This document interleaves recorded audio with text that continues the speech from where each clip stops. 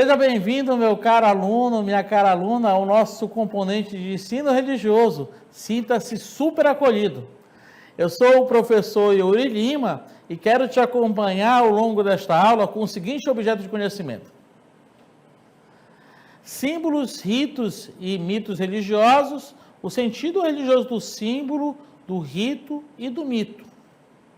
Então, eu quero te convidar para que juntos você possa pegar seu papel, sua caneta e possa fazer importantes anotações para juntos desbravarmos o tema de hoje.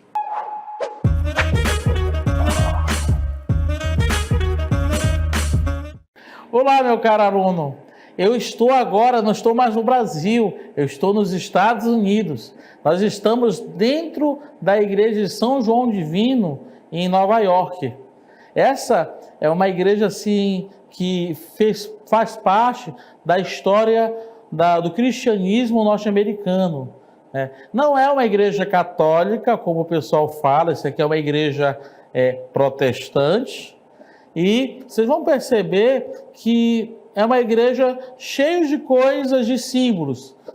Desse lado aqui você vai ver o candelabro, a cruz, você vai ver também as velas, você vai ver vitrais.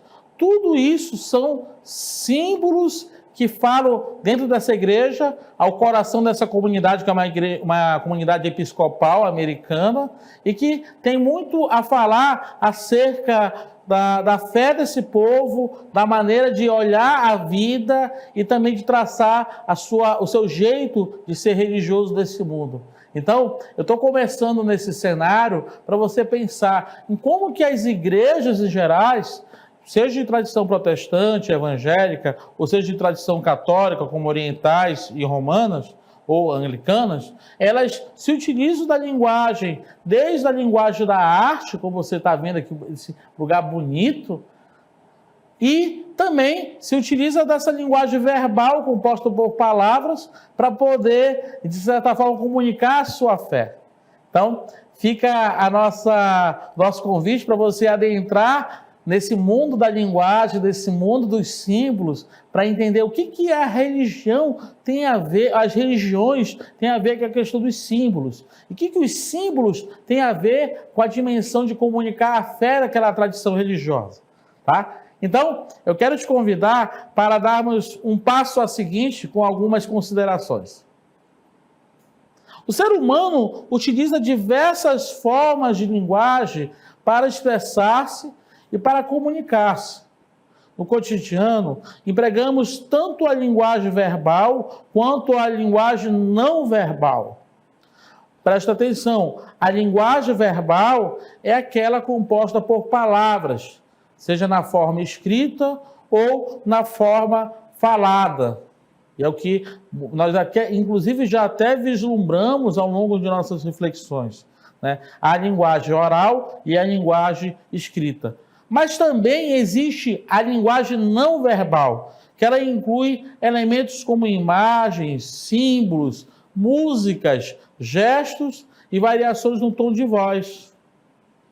E aqui é interessante nós diferenciarmos essas duas categorias de linguagem verbal e não verbal. E a linguagem não verbal, ela é composta por imagens, símbolos, músicas, gestos e variações no tom da voz. E aqui, na próxima cartela, nós vamos entender o seguinte: entender tanto as linguagens verbais como as não verbais, elas são necessárias para nós termos uma melhor compreensão do mundo e também do mundo ao nosso redor, ok?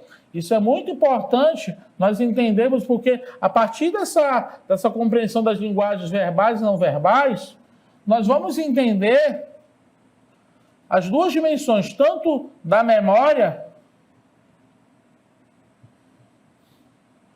quanto da fé que aquela tradição religiosa ela carrega, ok? Isso é um primeiro passo que eu gostaria de dar como introdução em relação ao nosso tema de hoje. Isso requer um outro passo que eu gostaria de de pensar contigo. Pensar a conjugação entre símbolo e linguagem. É super interessante. Todo símbolo, ele na verdade, ele transmite uma linguagem. O nosso mundo está cheio de símbolos, que nada mais são do que representações que carregam significados mais profundos do que aparenta à primeira vista. Presta atenção aqui nesses símbolos que nós estamos vendo aqui, o sinal de trânsito. Aqui, eu estou dando um exemplo aqui, por exemplo, esse símbolo 50, aparentemente isso é uma placa escrito 50, mas o significado da placa 50 quer dizer o que é o seguinte, quer saber para você não ir além de 50 km por hora. Uma placa que aparentemente pode parecer simples como pare, a palavra pare é parar, mas na verdade está pedindo para que você interrompa o fluxo de carro para não acontecer algum tipo de acidente. E assim, aquilo que foi colocado, de que as representações, elas carregam significados mais profundos do que aquilo que se aparenta numa primeira vista, ok? Então, o que eu quero que você fique bem claro para você?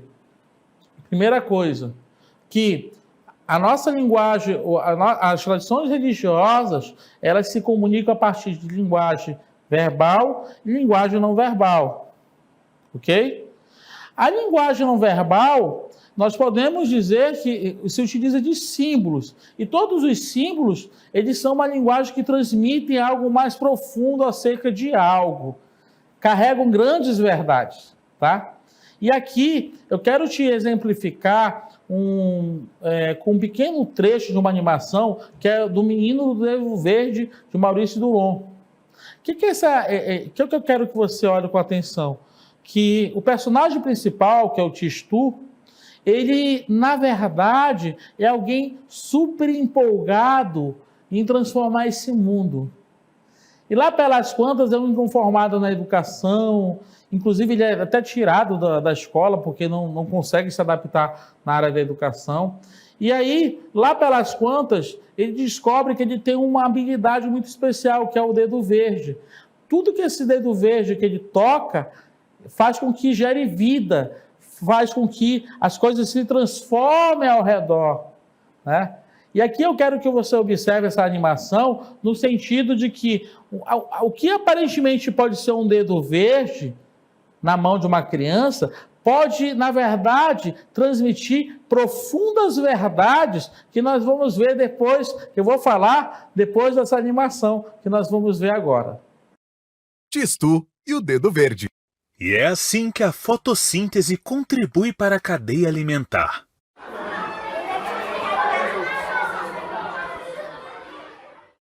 Não podemos simplesmente deixar Tistu sem educação. Precisamos de um novo sistema. Ele aprenderá com o mundo. Vamos deixar que a cidade seja sua professora. Tistu, tente plantar estas sementes.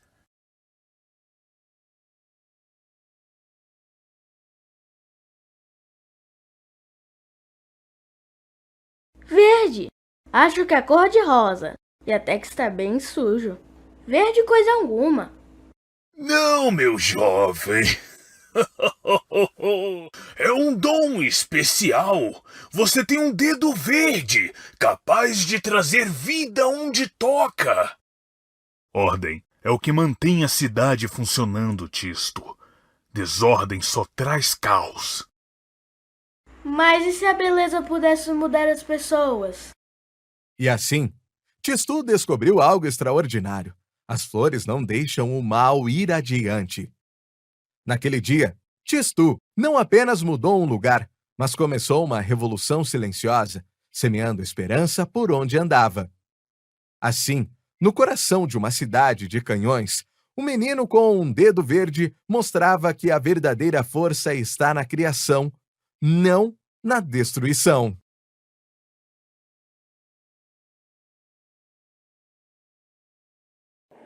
A verdadeira força está na criação e não da destruição. Olha que bonita mensagem que essa história nos traz. O que aparentemente pode ser um simples dedo verde, que é uma cor qualquer, ao longo da história nós vamos vendo que vai transformando as vidas das pessoas que são tocadas pela presença daquela criança que é o Tistu. E à medida que ele vai tocando as realidades, vai tocando a prisão, vai tocando a cidade, uma pequena e grande revolução silenciosa vai mudando ao redor dele. E as pessoas não vão escutar discursos, elas vão vendo que a beleza das flores, das plantas, da presença que Tistu ecologicamente vai plantando e vai semeando, vai transformando as realidades. Então, nós podemos dizer o seguinte, que Tistu não usou uma linguagem verbal para transformar a vida e as pessoas ao redor. Ele usou a força da criação que ele carregava, tocando cada realidade e transformando aquelas realidades ruins, realidades más, realidades tenebrosas, em realidades mais iluminadas, realidades mais criativas, mais colaborativas. Então, fica com uma mensagem que os símbolos, dentro das tradições religiosas, ele tem essa capacidade de ultrapassar uma simples comunicação e comunicar aquilo de mais profundo que tem a vida. Ok? Então fica essa mensagem. Mas eu queria que, na verdade, você pudesse anotar essa pequena mensagem.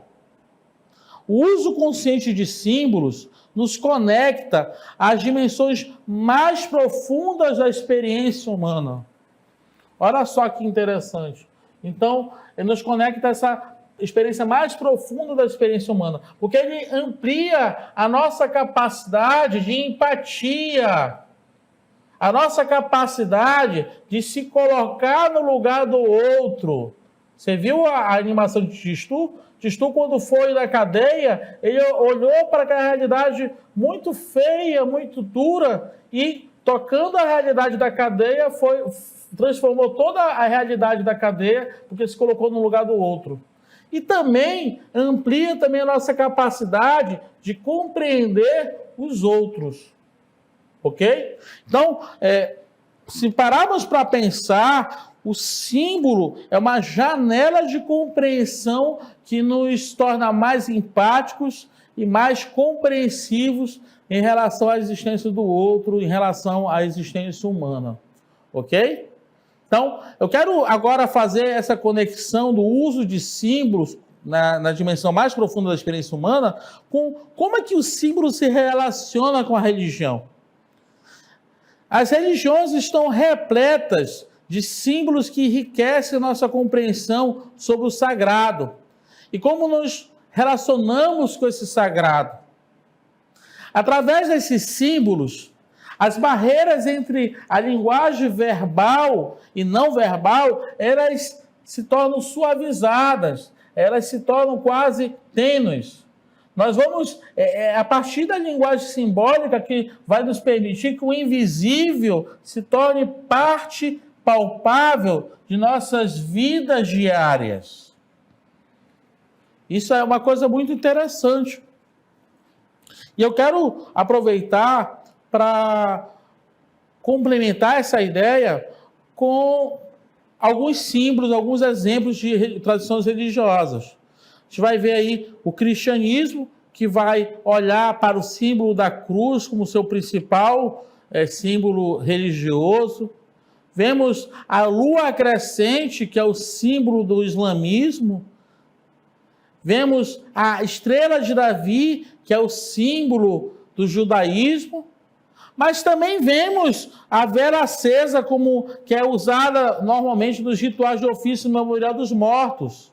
Isso aqui, a gente vai vendo como é que o símbolo é algo polivalente e, ao mesmo tempo, é algo que carrega uma força espiritual e um valor muito profundo na realidade de quem acredita, de quem tem fé. Os símbolos religiosos, eles nascem, como está na próxima cartela. eles são escolhidos com base na nossa conexão emocional que os fiéis têm com o divino e com os outros. Esses símbolos se tornam pontos de encontro onde sentimentos e crenças comuns são compartilhados e celebrados. Fortalecem os laços dentro da comunidade. Presta atenção numa coisa interessante. Como é que o símbolo ele brota do nada? Não, eles nascem ou são escolhidos, mas sempre com base nessa dimensão emocional que os fiéis têm com Deus e também com os demais irmãos.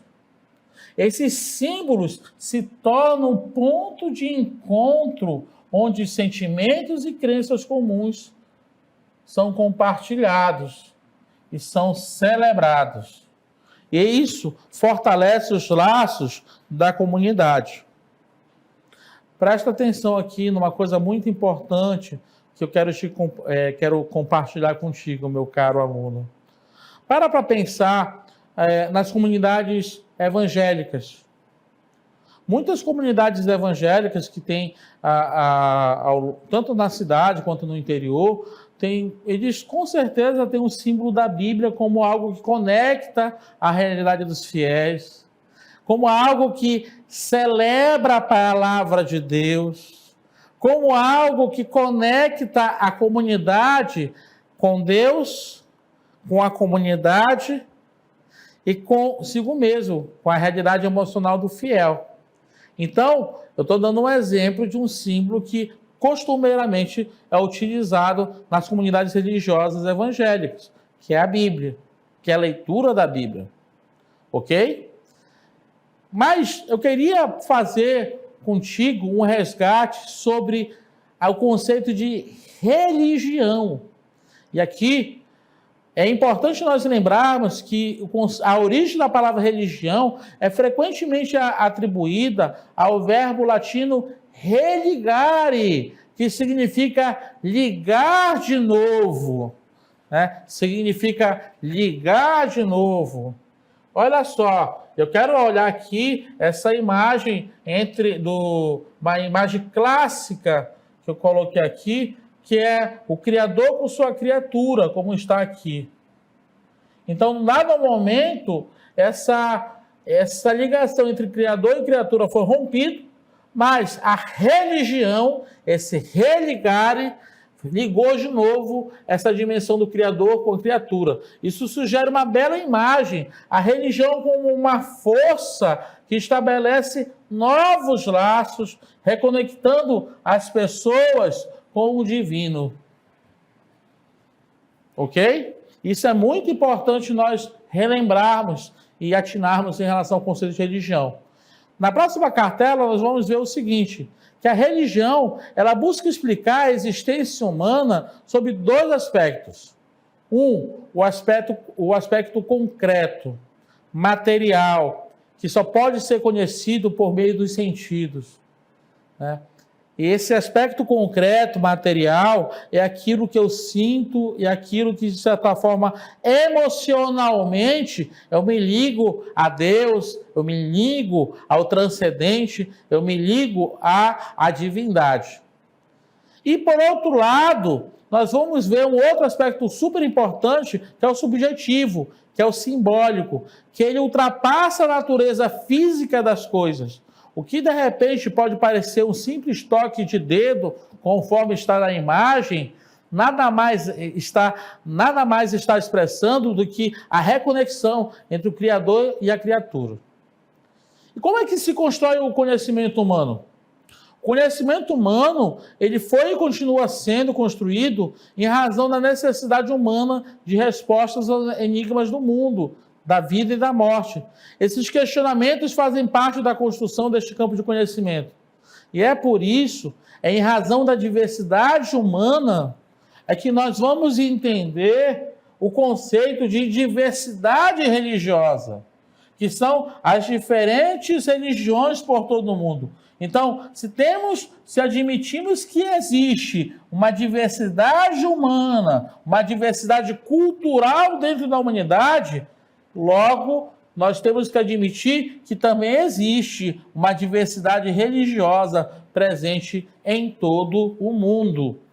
E aqui, meus caros alunos, eu quero que você preste atenção em algo muito importante. Quais são os pontos convergentes entre as religiões? O que eu quero falar? Quais são os pontos em comuns que todas as religiões têm e que nós precisamos ter muita atenção?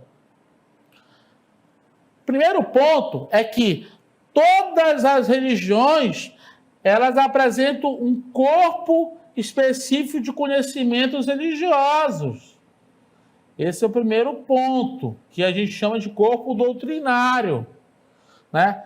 Também nós queremos entender que todas as religiões, os conhecimentos religiosos foram base para os rituais e cerimônias de todas as religiões. Então, os rituais e a liturgia daquela tradição religiosa tem tudo a ver com o corpo de conhecimento religioso. E, por fim, todas as religiões têm objetos ou ideias simbólicas, que são símbolos, ideias simbólicas, que visam contemplar, para representar e contemplar o sagrado. Então, nós podemos dizer o seguinte, que toda religião tem uma dimensão de um corpo doutrinário, um corpo de conhecimento, tem a dimensão dos rituais, que são parte dessa dimensão dos conhecimentos religiosos, e tem também essa dimensão dos símbolos que são usados para representar e contemplar o sagrado. Ok? Então, é muito importante isso. E aqui a gente vai dar mais um passo em relação a essa reflexão sobre a questão das religiões. Nós podemos dizer, então, e definir que fenômeno religioso se refere a tudo que está relacionado a crenças e práticas observáveis em um grupo ou em uma pessoa. Preste atenção. Então, tudo que concerne, que eu possa observar em um grupo religioso ou uma pessoa que tem fé, nós poderíamos dizer que é o fenômeno religioso. E nós poderíamos também perguntar qual é a função desse fenômeno religioso. Nós poderíamos dizer o seguinte, que ele serve como uma janela para compreender as crenças e os valores fundamentais que definem uma sociedade e que estão incrustados na sua cultura. Então, e o impacto cultural disso é que o fenômeno religioso, ele influencia e molda a forma como as comunidades se organizam, celebram e perpetuam suas tradições. Como é que a linguagem está presente nas tradições religiosas? Nas tradições religiosas, a linguagem está presente através de símbolos, ritos, mitos, que se entrelaçam em uma rica linguagem que transmite esses valores, crenças e cosmovisão. Nesse sentido, os ritos são vistos como a oração, o sacrifício, a peregrinação. São ações ritualizadas que expressam a fé e conectam o indivíduo à comunidade religiosa. Ao repetir os gestos ancestrais, os participantes revivem e atualizam os eventos míticos, reforçando sua ligação com a história e a identidade da tradição. Okay? Então, eu quero agora deixar para você uma animação do Monte Roraima sobre a lenda Macuxi. Monte Roraima, a lenda Macuxi. Em meio às vastas terras do norte da Amazônia, ergue-se o Monte Roraima, um lugar de enigmática beleza e profunda sacralidade, segundo os povos Macuxi. Os Macuxi contam que onde hoje se eleva o monte existiam apenas terras baixas e alagadiças, repletas de vida e abundância. Certo dia, um pé de bananeira brotou, crescendo rapidamente e oferecendo frutos belos e tentadores. Mas esses eram frutos proibidos, declarados sagrados pelos pajés da tribo. Os pajés avisaram: comer os frutos sagrados traria terríveis desgraças, alterando até mesmo a própria terra. Um dia, o impensável aconteceu. Um cacho foi decepado, e antes que o culpado fosse descoberto, a terra começou a se transformar dramaticamente. Com trovões, estrondosos e chuvas torrenciais, um imenso monte brotou, rasgando o chão alagado e redefinindo a paisagem para sempre. Desde então, o Monte Roraima não é apenas uma formação geológica, mas um símbolo sagrado das consequências da desobediência e do respeito às leis naturais e espirituais. Dizem os Makuxi que, até hoje, o monte chora pelas desgraças passadas, lembrando a todos do sagrado que foi violado. No coração da Amazônia, o Monte Roraima permanece como um guardião de histórias e tradições, ensinando às futuras gerações sobre o equilíbrio entre o homem e a natureza.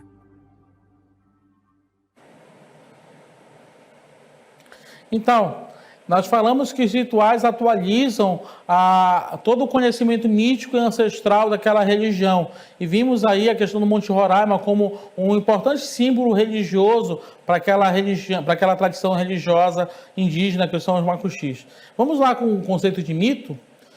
E aqui nós adentramos para uma coisa muito importante. O mito é o primeiro recurso da linguagem simbólica utilizada pelos seres humanos para explicar a realidade. Os mitos são histórias sobre um passado bem distante que ao mesmo tempo dão sentido à vida no presente, pois explicam como o mundo, os seres e as coisas vieram a ser como são.